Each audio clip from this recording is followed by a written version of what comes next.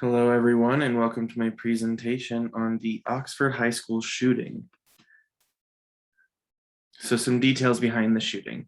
This happened on Tuesday, November 30th, 2021 at 12:51 p.m. at Oxford High School in Michigan. 11 people were shot and 4 people were pronounced dead so far. The suspect is Ethan Crumbley, a 15-year-old student of Oxford High School. He was charged with 1 count of terrorism causing death and 4 counts of first-degree murder, and he is being charged as an adult. Parents were charged with involuntary manslaughter for buying the gun that was used in the shooting and other details that I will cover later in this presentation. This was the deadliest school shooting this year. So the event, the suspect, Crumbley, exited the bathroom and started shooting according to the security camera footage. Within 5 minutes, 11 people had been shot. Students and teachers had locked down the classrooms and barricaded the doors when the first gunshot was heard. Security camera footage from before the event doesn't show a clear motive. And Crumbley, at the end of this event, gave himself up without a fight, according to officials. Now the weapon. The weapon was a semi-automatic handgun, a 9mm Sig Sauer. 30 shots were fired and the victims appeared random. Among the victims, those that had died were Hannah St. Juliana, 14, Madison Baldwin, 17, Tate Meyer, 16, and Justin Schilling, 17. Tate Meyer died en route to the hospital in the back of a police vehicle, and Justin Schilling died Wednesday morning from his injuries. Hannah and Madison were both pronounced dead on the scene. Among the other victims were 2 students in critical condition and 1 other student in serious condition, and in other injured were 3 students and 1 teacher. The age range of the injured students was 14 to 17, and the age of the teacher was 47. The suspect's behavior preceding the event was that he had searched for ammunition online in class the day before the shooting, and a teacher had caught him. 2 videos were found on his phone the night before that were recorded the night before the shooting, where the suspect talks about shooting up the school. A note was found by a teacher with alarming images such as a gun, someone being shot, and a smiley face, and alarming phrases. Just a moment, and I will grab that for you.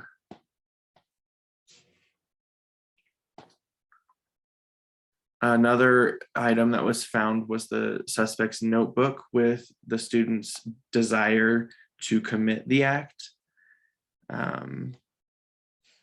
On that note, the phrases that were found was blood everywhere and the thoughts won't stop, help me.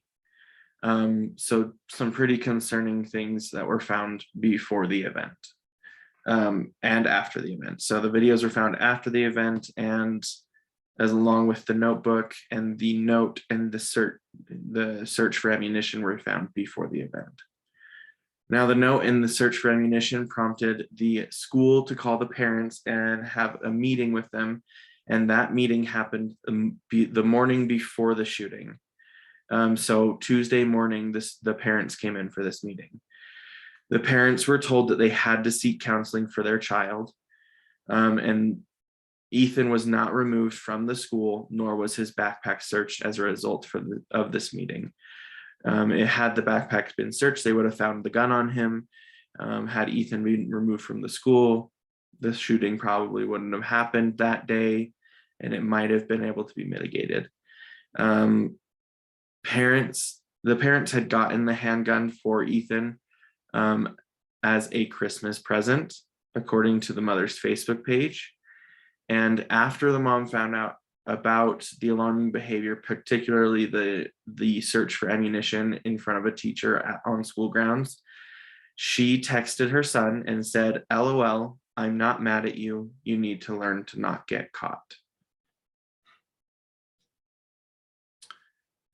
So the importance behind this event is that it is the deadliest school shooting this year out of 28 school shootings this year. The parents aren't of these events aren't usually charged, but this time they were because the apathy they showed to the suspect's behavior and the access the suspect was allowed to the weapon after finding out his behavior. This event is being regarded as premeditated, and Ethan is being charged as an adult at 15 years of age. It is believed that there were adequate signs to address and prevent this event. So to connect this to class material, the similarities I found from the book that connects to this event, according to the FBI, is that the shooter was a student at the school, which is typical of high school and middle school shootings, and that the shooter had acted alone, which is also typical of these shootings, except for in notable exceptions like Columbine. The shooter displayed an interest in firearms. This comes from the chapter. The shooter had easy access to firearms, and the attacks are usually planned out, and that the violent intentions were made clear to others. The violent intentions were made clear in the meeting that the school had with the parents. And it is believed that this attack was premeditated and very well planned out. However, there are some differences to the class material that I found as well. It is unclear if there was an aspect of pure rejection or social rejection for Ethan, which is an aspect that is found in most cases of school shootings. And it is also unclear if Ethan had expressed his feelings verbally to others. We don't know yet if he had talked to other students about his intentions, if he had talked to his parents about his intentions, if he had said things offhand, we don't know if he talked to anybody else. We do know that they found some things that were alarming and called a meeting to try and address it, and it wasn't addressed appropriately. So it is a defining factor that usually students that commit these acts have expressed their feelings verbally to peers, and these peers do not report it. There is a section in the chapter about treatment of animals that talks about 50% of school shooters actually abuse or kill animals at home before the event, whereas there's also evidence like that some of the shooters also treat the animals with kindness and compassion that they wish that they had received at school. So it is unclear what Ethan's treatment of animals was, because it's not discussed in the article. It also doesn't appear that Ethan had planned to be killed or to commit suicide during this event. Like I had said in a previous slide, he gave himself up willingly and without a fight. And he didn't try to shoot himself either. He just gave himself up at the end of the event when a deputy approached him. So it doesn't appear that he was trying to die in this event by either being killed or committing suicide, which is